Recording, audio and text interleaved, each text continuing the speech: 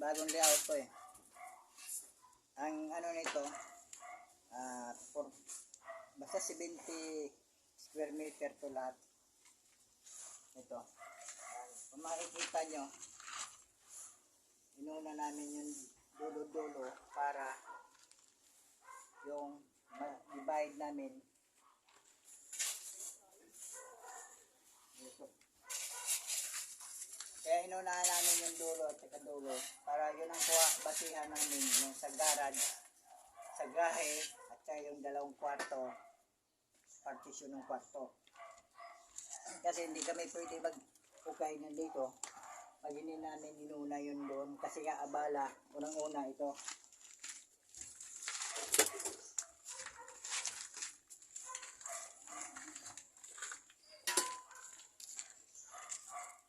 Hi guys!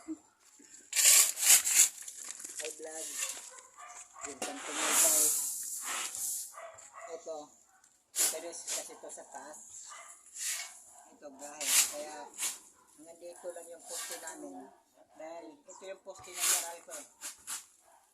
Naral ko ko.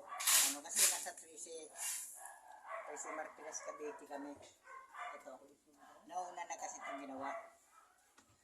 Kaya lang dito banda yung poste namin kasi nga lalagyan lang natin design yung pinaka-terrace niya. Ito na yun.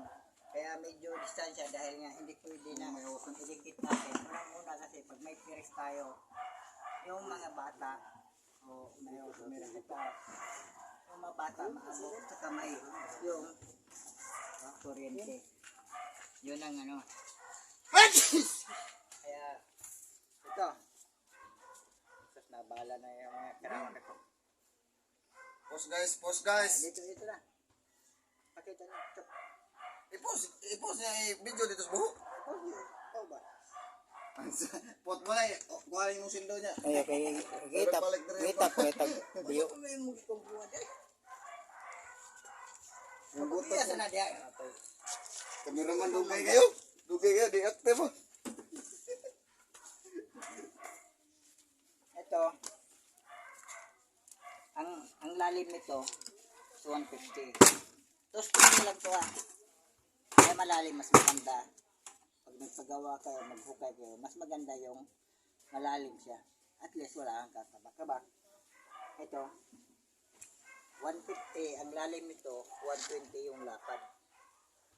Pero ang ano nito, kailangan may allowance na pag naghukay, may allowance ka.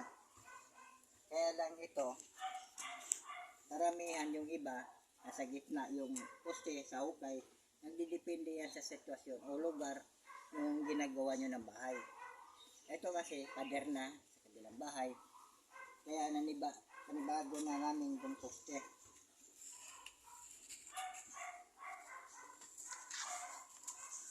Para magkaroon kami ng sariling bakod o pader. Bawat isa. Kasi yung mga sinauna kasi nito, isa lang pader. Alam mo naman sa mga pag-ibig, sa mga housing, isa lang ang ito sa mga row house. Pero ito, nagsarili kami ng hollow blocks dito.